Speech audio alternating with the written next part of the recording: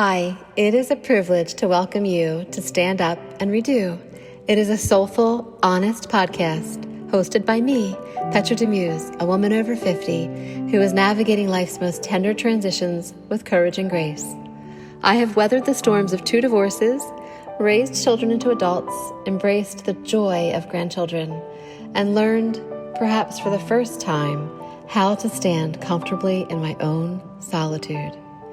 Each episode explores the profound wisdom that comes with age, the lessons etched in heartache, the beauty found in unexpected places, the laughter that bubbles up in the quiet, and the peace that settles when we stop running from ourselves. With reflections on love, loss, aging, happiness, and the sacredness of this one wild and precious life, Stand Up and Redo is a companion for anyone who's learning to live fully after everything they thought would last has changed. This is a space for late bloomers, deep feelers, and fierce survivors. Come for the comfort, stay for the truth, and leave a little lighter each time. I woke up this morning and could hear just this man's voice, and it was so peaceful. It was just calming me down. I'm like, who is that? And then I heard Joe Rogan, who I love Joe Rogan, start to talk. And I realized it was Joe Rogan interviewing someone. And I must have fallen asleep last night listening to a podcast, but woke up hearing Joe Rogan interview a man. And as I listened more and more, they were talking about the simulation theory. And I realized it was Elon Musk. And I'm like, oh, first, he has a very calming voice. And then I thought about it. I've never really listened to him talk in an interview. And I know he's been interviewed a lot, but I thought, I'm going to listen to this because first off, I know Joe Rogan is a really good interviewer. And I was just excited to hear what he had to say. And of course, I started it over. And he started to talk about things about AI. And I'm going to segue in because I actually worked on a podcast this week discussing AI and just how concerning it is. And I want to tell you about this interview because if you're not realizing what's happening in the world with AI, you must have your head in the sand. You must. And you must realize that just this year, everything's going to change. This year particularly, everything with AI is changing rapidly. So get your head out of the sand. And my suggestion, though, is to consider listening to the podcast with Joe Rogan and Elon Musk, because it is fascinating. I didn't know much about AI, and I went to California to visit my little brother. He lives there, and we drove to Hollywood, and we were looking at all the Hollywood squares and just kind of enjoying Hollywood. And we went to this old diner in like a historical part of Hollywood, which I guess all of Hollywood is pretty historical. But we went into the diner, and we were sitting there, and I was teasing. We were talking about AI, and I heard that you could simulate a person into a photograph. And I have a little crush on Gerard Butler. So I was sitting in this, my brother took a picture of me, and I was sitting at the diner by myself, but had this big space next to me. And I thought, I'm gonna put Gerard Butler in that spot. So I looked up, I did. I took that picture, and I told ChatGPT to put a picture of Gerard Butler with him sitting next to me. And it was so real. And I was like super excited. I thought, I'm going to send this to my friends. And then I felt this dread and disgust. And I thought, ew, this man is a real man. You know, he has a real life. And he's not going to be sitting next to me at a diner. And how dare I take a picture of this man and put it next to me? I would be so upset if someone did that with me, if they took a picture of me and simulated that I was doing something or somewhere that I wasn't. And That was a big moment for me with AI. I know I'd used ChatGPT sometimes to like write poems for people or help me do little things. I never really used it for work much. Sometimes I would write something like an intro for something and use ChatGPT. And I don't want to brag like I'm an amazing writer, but I always did feel like ChatGPT didn't change it that much. And when it did change my writing, sometimes I felt like it didn't sound like me. But I'm talking more and more to my friends who are in school or who use it for their businesses, and I'm realizing how valuable it is becoming, and well, how valuable it is for them and how valuable it is becoming. And that is why I just thought this interview with Elon Musk was really good. If you don't like Elon Musk or Joe Rogan, I still think you should listen to it. I still think you should just hear what they have to say. You don't have to like what they say. You don't have to like everything they say, but it will clue you into kind of like just the direction that the world is going with AI. It was kind of a nice little summary. Plus you just get to hear about, I don't know, just, it's kind of like keeping up on current events, right? I did get a little upset when Elon Musk, he talks about drug zombies, which that's his reference for homeless people. And I do know when I went to college, I was in a shop shopping, and the woman that owned the store there had lived there for well over 20 years and had that store for well over 20 years. And she told me that the situation with the homeless had changed. She said, we always have had homeless people here.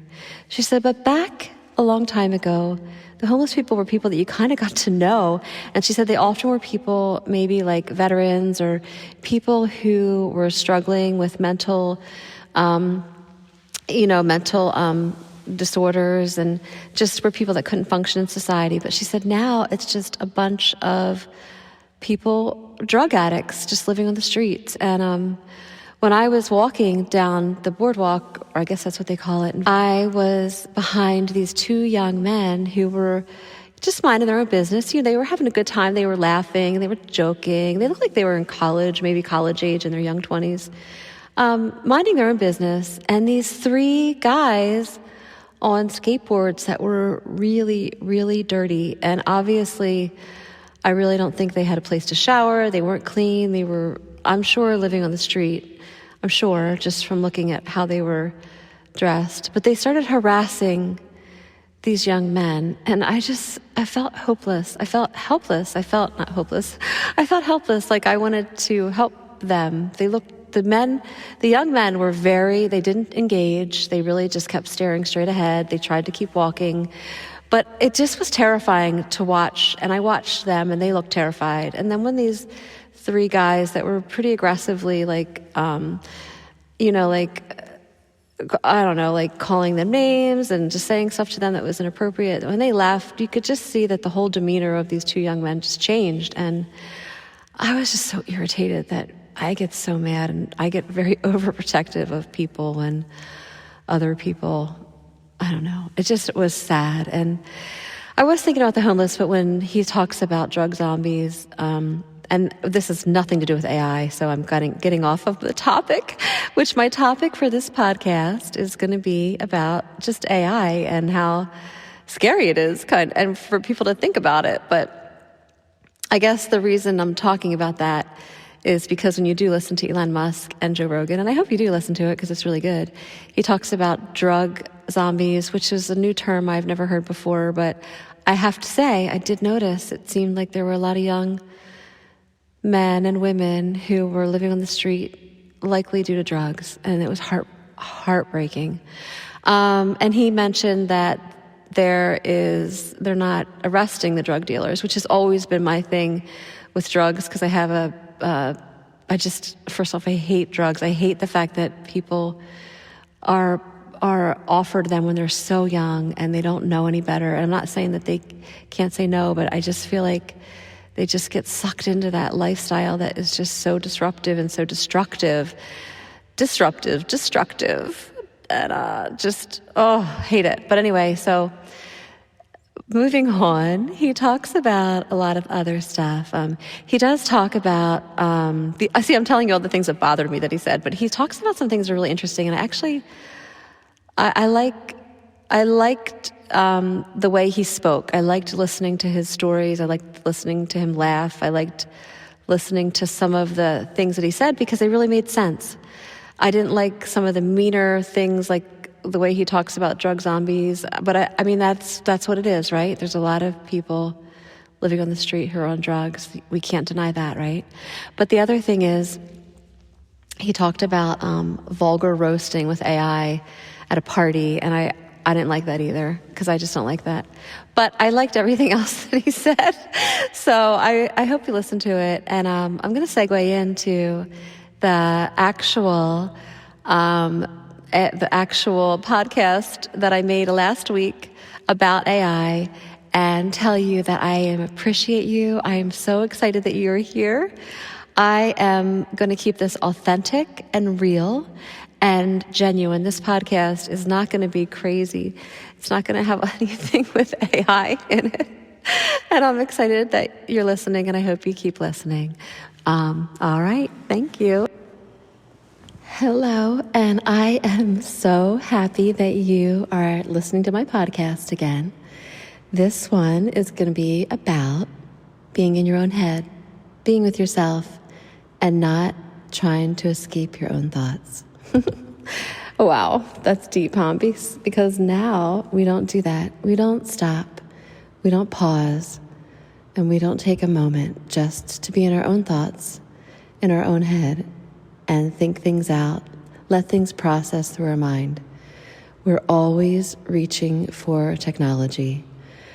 I was watching the news just now at 4 a.m. in the morning. I fell asleep last night with the TV on. I don't usually do that. I always kind of have my little bedtime ritual. I usually take a quick shower. I brush my teeth, of course, and I like to turn, the TV, all the lights off, and just lay in bed and fall asleep. And I never have trouble falling asleep. I have to be honest. I fall right to sleep. I think because I completely exhaust myself. So when I woke up at 4, which I think I did wake up at 4 because I went to bed a little earlier last night than I usually do, the TV was on, and they were talking about a 14-year-old child that committed suicide because of its relationship with AI. And the child was having a romantic relationship with AI. And the AI asked it to come to it and join it, I guess, and somehow the child committed suicide. Well, that's happening more and more, I'm hearing, as I watched parents pleading with restrictions for AI. And then I did just hear that on a certain date, they're going to restrict chat box for children, I guess, under 18. How do they do that, really? How do they know that a person's under 18 years old, really? I mean, I'm sure there are workarounds for that. And it was interesting because then they said there were going to be restrictions for children to only have 2 hours of time on chat box. And actually, that's what it was. It was a 2-hour restriction. But what they were trying to do is set up controls that the AI would not be able to, I guess, partake in certain types of conversations with children during that 2 hours that the child could be on there. Well, 2 hours is a long time, I think, in a child's day. If you think they're going to school for about 8 hours, and then they're home with their parents, hopefully talking to their parents at some point during the day, which maybe they're not, eating dinner with their parents, maybe they're not, maybe they're in their room isolated just on chat box or on their computer. And then I thought about myself, and I'm like, wow, it's 4 a.m. I was awake, and I immediately picked up my phone and started scrolling through it before I turned the news off and got cozy back in bed again to try to sleep for another hour. Well, then I thought about myself and just everyone. My one friend called me last night when I was driving home from work, and she's like, Petra, I'm probably not going to be looking at my Instagram. I took it off my phone. She's like, it was like taking up too much time, and I was losing time. And I was sad for myself. I was like selfishly sad for me when she said that, because I like it when she sends me silly reels from Instagram, and already she took herself off Facebook and Messenger. So I already feel frustrated. Sometimes I'll go to Messenger and I'm like, oh, that's right, I can't message her because she doesn't have it. So I have to instant message her or use Instagram to message her. So, but now she's not even on Instagram. So I guess I'll just have to call her and text her. But then I thought about how I was being selfish and feeling like, from myself, she was not going to be available on those platforms that I used. And then I just thought about overall, I know this is not, I don't know how I'm going to relate and tie these two things together, but I hike a lot. Like I said, I like to run or walk 3 miles at least 4 or 5 times a week. If I don't do that, then I like to ride my bike. And when I do this, I don't like to put earbuds in. I don't like to even listen to podcasts or anything on social media. I will do it in like I'll walk in the woods to soak in the sounds. And often when I take that time, I'll clear my head. That's my time that if I have an issue or a problem, or I can't figure out, like, I feel like I'm in a little mini crisis about something in my life, I'll actually just take a walk and clear my head. And it's weird when you take a walk and you're out, you're not even trying, but your thoughts clear and your mind clears, and something that seemed irrational or not tangible to fix or not able to be processed earlier in the middle of a busy day suddenly becomes clear when you just take a moment to let it work through your mind and to think it through. And when I do that, it's when I'm walking or exercising, which I'm sure that helps too. But I was thinking about these young kids today, and then even myself, how, like, I do that when I walk, but what if I didn't exercise that day? I'm not giving myself, not meditating, regularly. I guess meditation could be a time when you clear your head. I never really got heavy into meditating. I have meditated before and thoroughly found it helpful, especially when I did the meditation every morning for 27 days with Tyus Gibson that one time when I was suffering from a breakup, and found that was so helpful for me. But I mean, I only did it for that time, and then I'm on to scrolling on social media instead of meditating. So I guess it's just a big eye-opener for me to think about, like, I guess I'm going back to the hiking, and I always dreamed about hiking either the Appalachian Trail, not the whole thing, but maybe doing chunks of it at a time, like 3-day weekends, or not even just the Appalachian Trail, any trail, anywhere, going away and just being in my thoughts. And how before we had social media, that's what we did, that's what we did. And it was, now the thought of it just, it's like, what? I have to be away from my phone or that I don't have to be away from my phone, I guess. In the woods, I could probably hook in to, the internet. But I thought the whole purpose would be to clear your head and just be away from things. But gosh, I can't even get away from things for one day.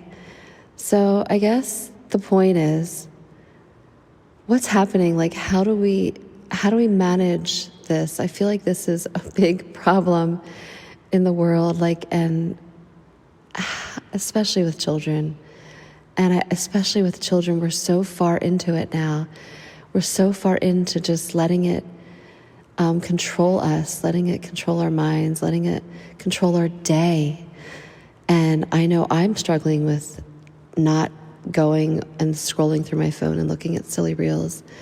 So in my head, I'm going to try, for my own little challenge, to try to actually do what my friend is doing and get off Facebook and Instagram for a couple days at a time, and not go on it. I want to stay connected to it because first off, I want to promote my podcast. So, and I want to do it through social media, and I will keep using it because it's also something that really keeps you connected and it is fun, but I'm finding it's scary how it makes you worry about things you weren't worried about before.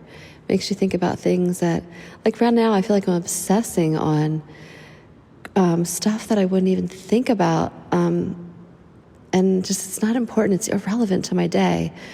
And I just have to, I guess I'm asking you, hey, if you have any tips or ideas, I'm actually reaching out to you right now on this podcast, which is a social platform, but just to give me ideas or tips or maybe things that other people have done to try to manage it in a way to make it healthier for your life. And even parents with children, I would love to hear basically how it's affected your life or your child's life, or how you're finding it needs to be controlled. And I always said when my kids were little, if you give them an inch, they'll take a mile. So be careful how much you give them. And you can't take it back. Once you give them 2 inches, you can't take it back. And what I mean is once you give them leeway to do something, like I used to say you have your child coming home at, 8 o'clock on the weekdays, which I mean nowadays, that's kind of fair. And then all of a sudden you stretch it to 9. They come up at 9 o'clock on the weekdays.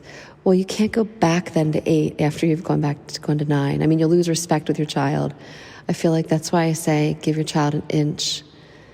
They'll take a mile, but you just slowly give them when your children are little. And I think if I had a child right now, that was my child, and I would think that way right this minute, I wouldn't give them the freedom to have their phone with internet on it in their bedroom. I know it.